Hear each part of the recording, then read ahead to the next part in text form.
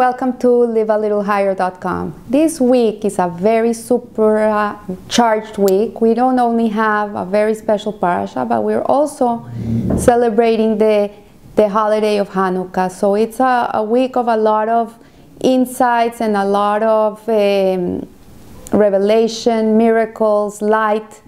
And today we're going to discuss the parasha of Miketz.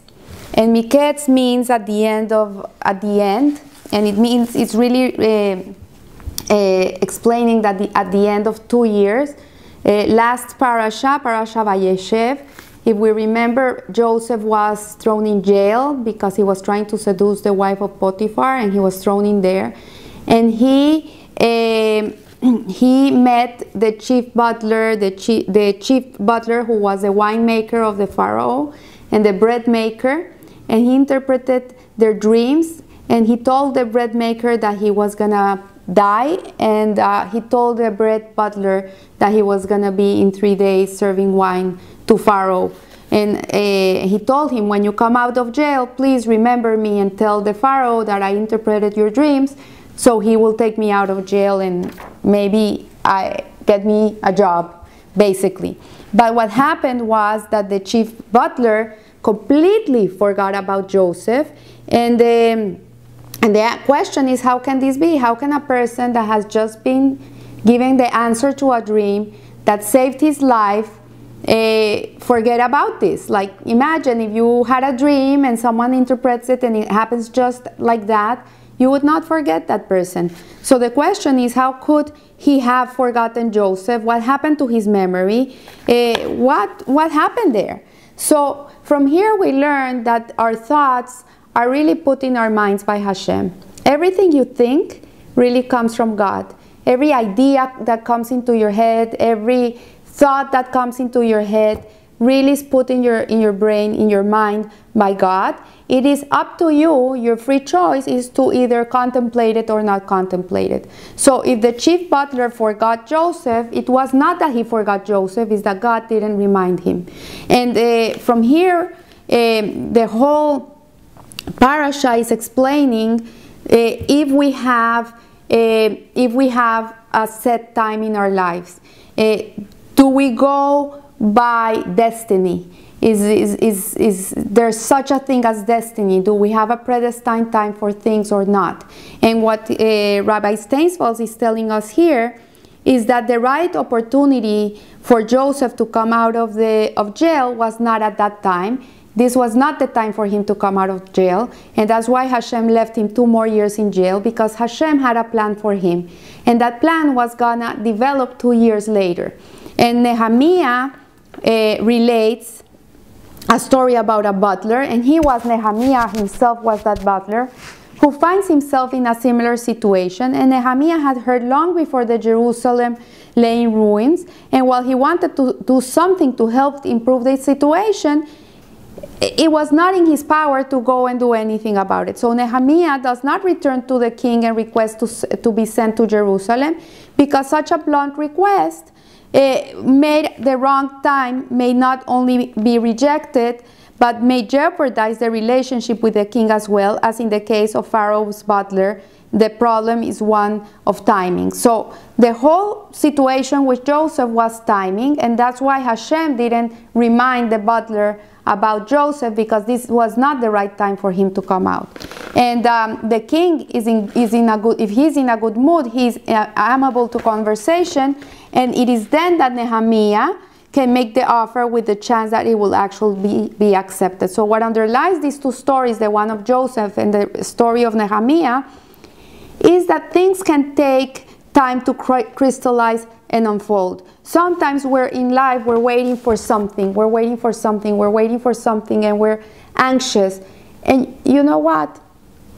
We should learn not to be anxious. We should learn to wait, and we should learn to do prosperous things while we're waiting, doing things that are worthy, and let things unfold on their own, because Hashem has a better plan for us than the plan that we have for ourselves. So sometimes in life we cannot push things. We just have to let it be, and we have to just use that time to do the best that we can, to learn more, to do more mitzvot, to grow in other areas, concentrate in other areas. This is what I'm saying is much for girls that are waiting for their shidduch and they're not being able to get married, or for boys, or for couples that are waiting for babies and it doesn't happen.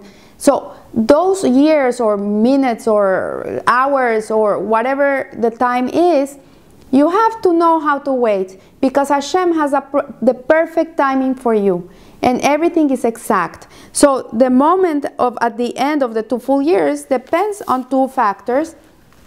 When one would expect an event to occur based on the natural development of things.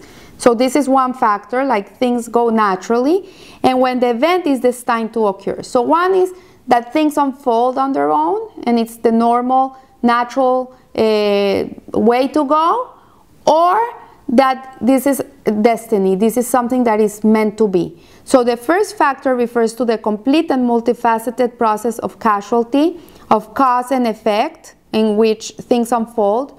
I'm going to give an example. You put your hand in the fire, obviously you're going to get burned. So this is something that's going to happen. That it was your destiny, maybe it was not. Maybe it was that you were not thinking right.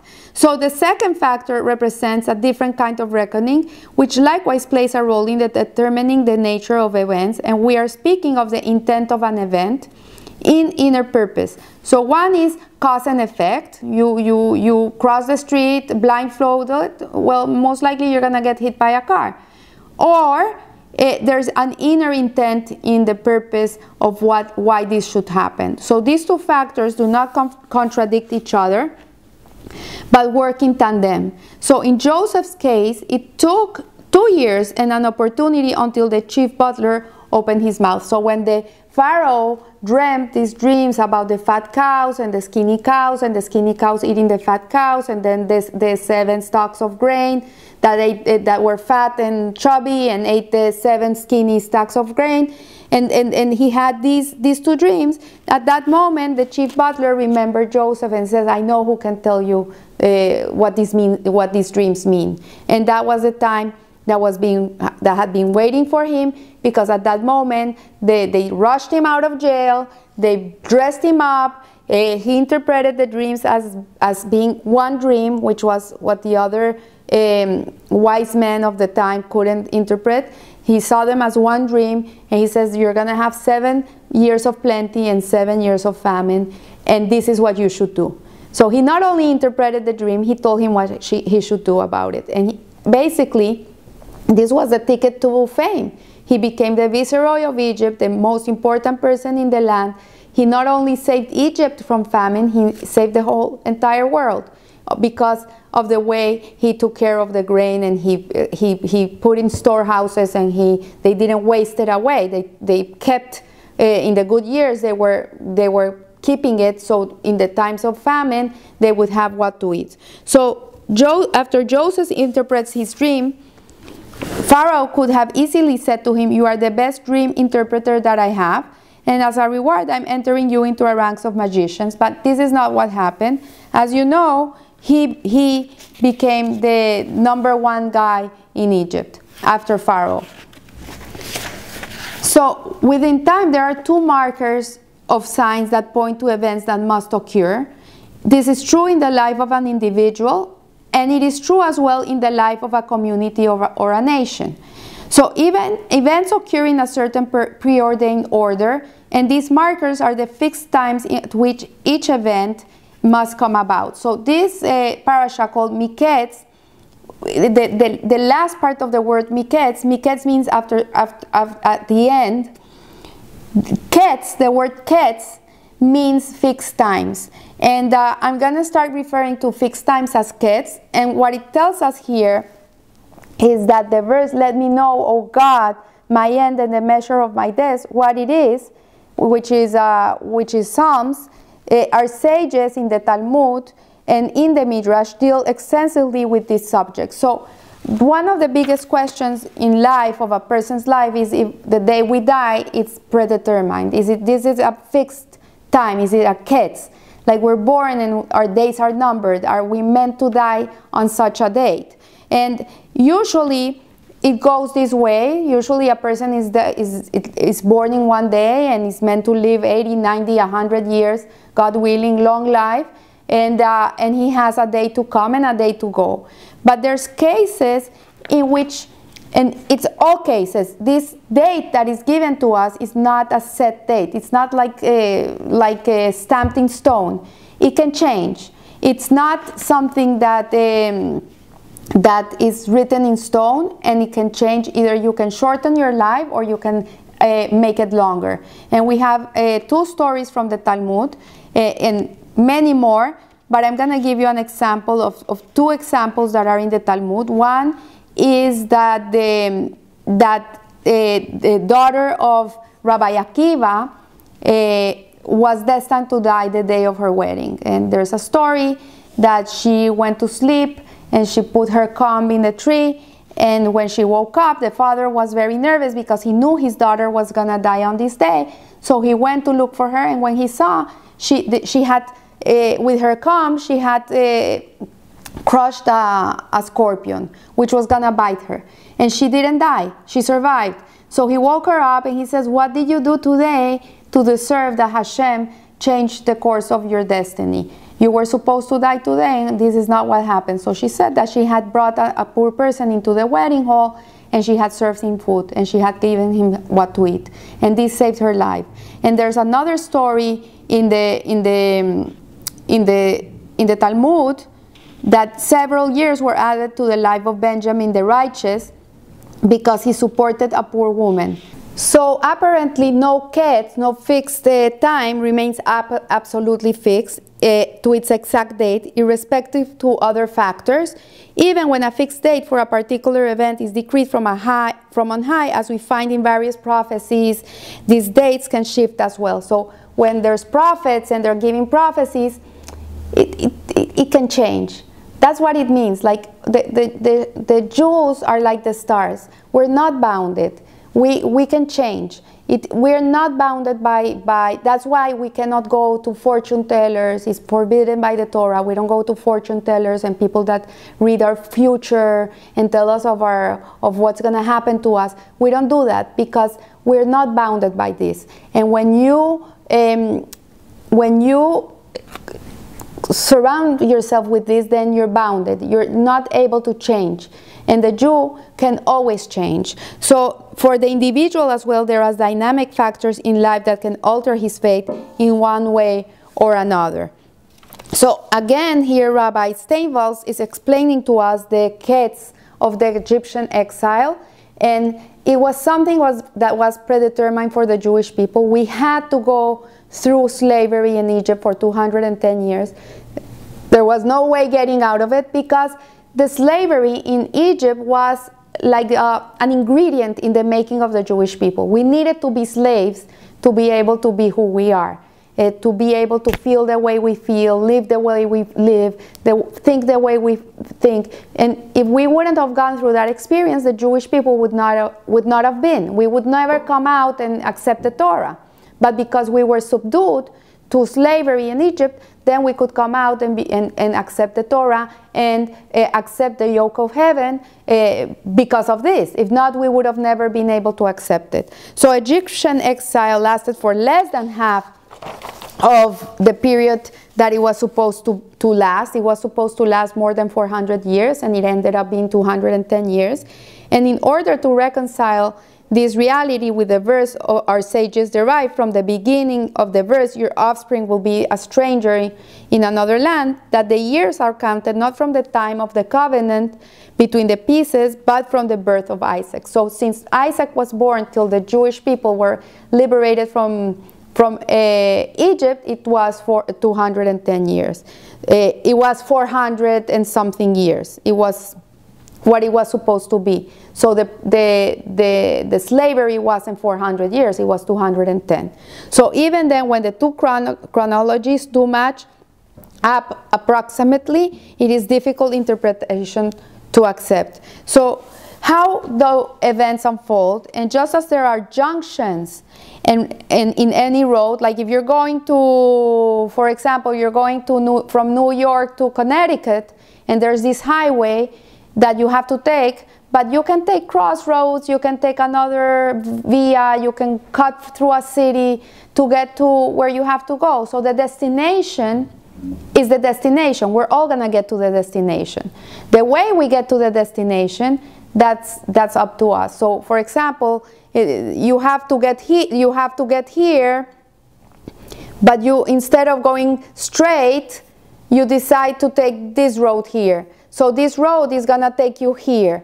And then this one is going to take you here until you get to where you have to go. But at the end, we're all going to end up where we have to end up. And the difference is what road we take and what journey we take. So it's all about the journey. So when Jacob blesses his sons before his death and speaks with them about what will befall the Jewish people at the end of days, this is a kind of statement that whether it is plain or its midrashic sense, certainly it does not refer to a specific predetermined time or date. He was not given the time.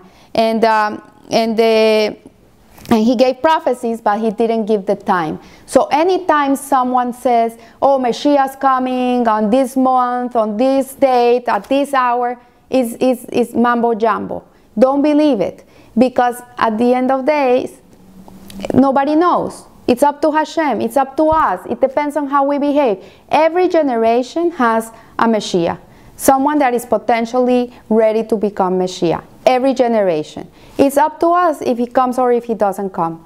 It's through our actions that he's going to come or not. At the end of days, he's going to come anyways. Like at the end of the year 6000, before the seventh millennium, Mashiach's gonna come through our merits or without our merits. He's gonna come because Hashem created the world till the 7th millennium. So whatever it is, he's gonna come. But it can be through us or not through us. And that's what he's trying to tell us here. So the Miketz of the Messiah, of Mashiach, is a time of tremendous change. It's a time of in the world of a lot of movement, of things are shifting. You can feel it now. Last week was tremendous. And now there's a lot of things that are shifting in the world. And that certain is very important. Those are events that are pre-messianic, that are telling us that Mashiach is coming, that we're getting closer. How they will happen and what their nature will be apparently depends on other factors. So our sages say that Mashiach may come in stillness and quiet, but may also come in storm and tempest. This is in Sanhedrin 97b. He too, the destination is known. We know he's coming. This is what it's going to be. But the way there is not set yet. The way he's going to come, we don't know. So if one follows the good and the straight path, he will not have to experience tribulations. But if he does not follow the straight path, the proper path, God will appoint over him a king whose decrees are harsh as Haman. And when the time of the redemption comes, the world will undergo change. And if one allows the change to come quietly, it will be quiet. And if not, its arrival will be accompanied by loud noise and great anger. So we know that Jacob had to go to Egypt. He had to go down to Egypt with his family, 70 souls. This was the beginning of the Jewish exile. The way he came down in quiet and stillness. It was the best 17 years of his life, where he lived in complete harmony and peace and happiness, were those 17 years of his last 17 years of his life. Otherwise, he could have come down in chains like a slave. But Hashem didn't do it this way because he merited to come in stillness. So the way that Mashiach is going to come, the Miketz, the fixed time, we don't know. It's up to us.